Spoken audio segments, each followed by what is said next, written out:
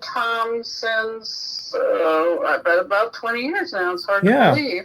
Hey everybody. And We're remembering our friend Tom Guarino, and Tom is he was public affairs representative for Pacific Gas and Electric, but and I met him, I think way back, I want to say 1994. well, I was up for the job that he got, and Willie, I forgot Willie's last name, who was his predecessor, had interviewed both of us, made a decision, and picked him. And I remember being like upset until I met Tom, and like within 5 seconds, we just hit it off. I mean, just like boom, and we were been friends ever since then. And I have another longtime friend of mine, Pam Drake, on. And hey, Pam, what do you remember about Tom? what I remember about Tom is that you met him through business or politics, but after you met him, there was no business and politics about it. It was all relationship. He was the kind of guy that you just wanted to hang out with. And it's not like you got into anything deep, but you just felt comfortable. He was someone who made everyone feel like they were a personal friend of his. Yeah. Everyone he met felt like they had a friend in Tom. Yeah. Tom was. And you just wanted to, go give him a hug and have a joke and have a drink and feel good. Tell me about. And so losing him was like it's a very strange thing. He's somebody that was sort of a standard bearer, somebody that everyone knew in Oakland. It's hard, like he'd always be there. That's the best way to describe it. How did you meet him? Do you remember? Yes, so I met him because I was with an organization that we started during the phony energy crisis of the early 2000s, and we were lobbying East Bay Mud, who has the power legally to take over our electrical system, and we wanted public power. So we were lobbying East Bay Mud to get involved with public power. And Tom came up to me and started chatting with me. And after that, we became friends. And every time we'd run into each other, he says, let's have a drink together. Let's make a date. And we would do that.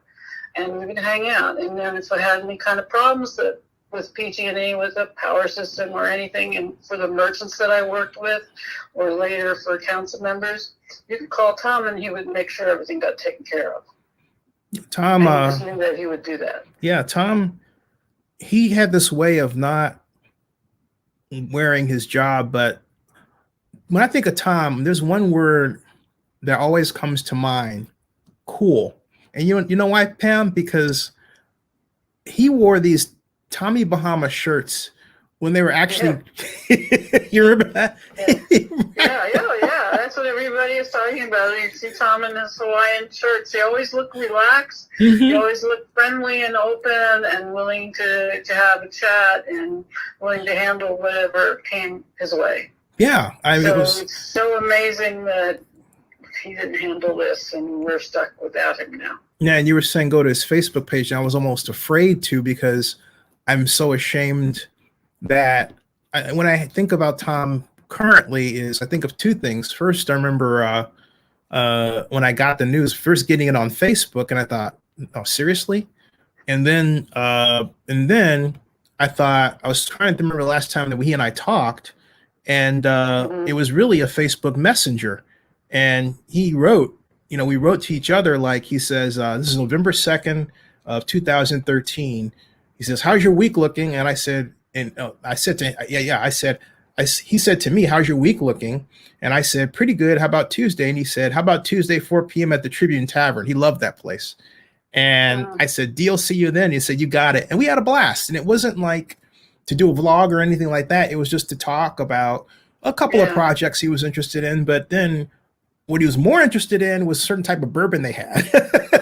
Yeah. Well, I used to joke with him. I'd say, oh, you still work for the Great Satan, which is what I call PG&E. And he knew that. He just laughed. He just thought it was funny. He never took offense at anything. He always took everything just, as it was. Yeah. And always positive about it. And I saw Shane had put something on her Facebook about it being the loss of a friend and a mentor. And I said, wow, oh my God, I can't believe it. Yeah, this I'm reading here. It says Samantha Wise heard earlier that one of my favorite PG&E colleagues and friends passed away due to COVID, He made sure all things PG&E in Oakland where I was heavily involved in. He was true community advocate and all around special guy to us all. He will be truly missed. I just can't. Yes, he will be. You know, last time I saw him, we were in. I think you were there, and we were in. He and I had 408 mutual friends.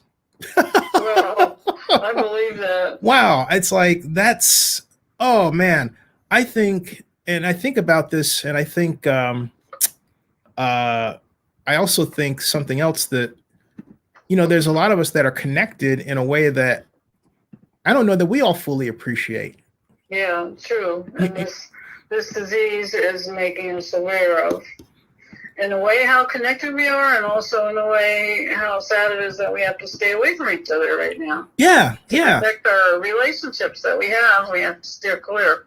Yeah. Which is so, contradictory and confounding. Yeah, and I saw him at and Abel lost his dad. Yeah, and I saw that on Facebook too, and I was like, "Oh my Lord!" And that's heartbreaking because really he was really close to his dad.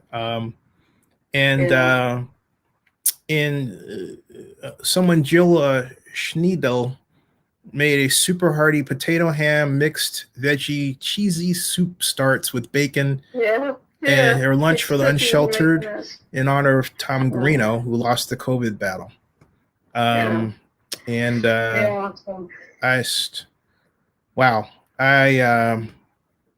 This is on New Year's Eve, man, 67. Yeah, really sad.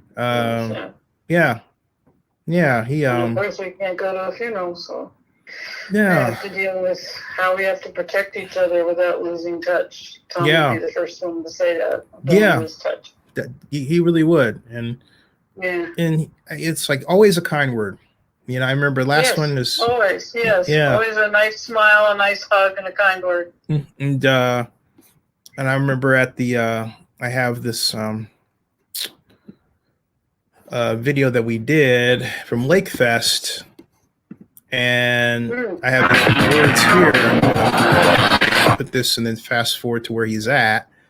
Because you remember Lake Fest, right? You were involved in that. Yeah. Tell people about Lake Fest. What do you remember about Lake Fest?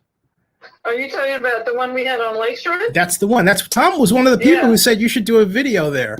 And he's in the video. So my friend Helen organized it. Mm-hmm. It was great. We closed down the street for a day.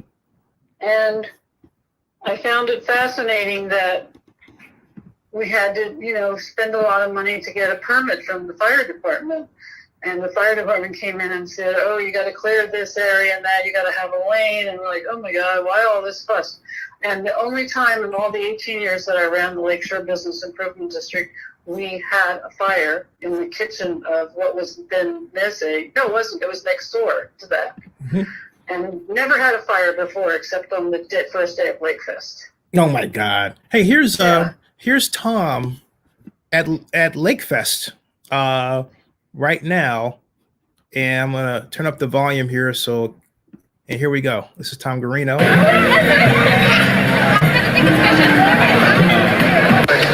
Hey, Tom Guarino, PG&E. Great to see you. What do you think of this event? This is Lake Fest. I wasn't here for the first year, but I heard a lot of good things about it. It's only the second year that they've done this, and the crowds are enormous. The sense of community is fantastic. There's a tremendous amount of diversity of businesses, of people here, of just a lot of good warmth. And this is the Oakland that I know and love, and it's good to be sharing it with literally thousands of people. It's look at that. Rather phenomenal. Yeah, definitely. Hey, thanks. All right. Yeah, he wasn't big for camera. That's the best I could get out of him. Yeah, that's great. It was like that's Tom. He's lively in there. Yeah, he liked to be behind the scenes, and then I remember we saw each other at a fundraiser for Libby in 2014 at the restaurant in the APL building. It's had so many different names. Oh yeah. Yeah. A lot of our restaurants have been through a lot of different names. Yeah. Let's hope we still have restaurants when this is over. Oh my Lord. Oh gosh. Yeah. And Tom was there. Oh, and then also saw Tom at another fundraiser for Libby at the Fat Lady upstairs. Oh, okay. Well, Yeah. I like the fat lady, but you wouldn't catch me at the. Yeah, You know. Tom was So this Yeah. is a question for you to think about for another vlog. okay. Who is going to run for mayor next time? Who do we have? Oh, who do we have for mayor next time? Nobody knows. I thought Kat told me she was going to run, I don't think or so. she was considering it. She said that on my live stream, and she Really? said it in a way that she left it very cryptic, and so it's wide open. You know, It's wide open. I'll bet you totally wide Rebecca. open. You don't think Rebecca Kaplan's going to run? I'm not sure. She didn't run last time. Huh.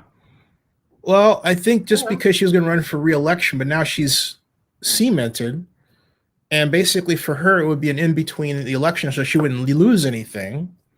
Yeah, well, I would do this discussion off the record, but in Yeah. terms of the people that are available, I'm not so sure we have somebody who can win. Well, we'll hold that discussion off the record, but folks, Yeah. we're just remembering Tom and just what a great man he is. It's hard for me to say was because Yeah. I don't think of Yeah. anybody as gone. He's a unique Well, guy. he's still a great friend to us. Yeah, always. Well, hey, I'll let you go and I'll call you back. We'll have to have a drink on our own and to Tom. Yeah, definitely. Hey, All right. thanks. Well, I'm glad you called me because it was pretty shocking to see. Yeah, I'm riddled. All right. Yeah. I'll see you. Thanks. Okay. Okay. Night. Yeah, see you. Yeah. So, like I said, Tom was well known to a lot of people, and he was a person who he was always great to listen. And I'll say, Tom, if you want an example of somebody, when I think about this guy, Tom is a person who you can share your deepest secrets with and know that they're always going to be there. And then you can share ideas with him. And if you have an off the record conversation, it's just that, it just stays just that way. And that may not mean anything to, a lot of people, but if you're in government and politics or anything having to do with contracts, which would be business and government, okay, it means a lot. But beside that, Tom was just a fun guy. I mean, the picture you're seeing of him with his glasses, and like I say, I penchant for Tommy Bahama shirts that you can see on his Facebook page over here. And that's Tom, he was always a relaxed, person who made you feel at ease. Like every day was a day to enjoy life. And that's how he lived it. Never a crossword. And this is a man who beat me out for a job. But as I said at the outset of this, we became friends like that. Boom, instant. Never stopped. So be safe, people, and we have to take time to remember people and celebrate them. Tom Guarino was a great man, great friend, and a great man, a great friend to a lot of people in Oakland. Many people who are different parts of the country now, but who still remember him and are doing that. All right. Thanks for watching, and take care of yourself, and God bless. Okay.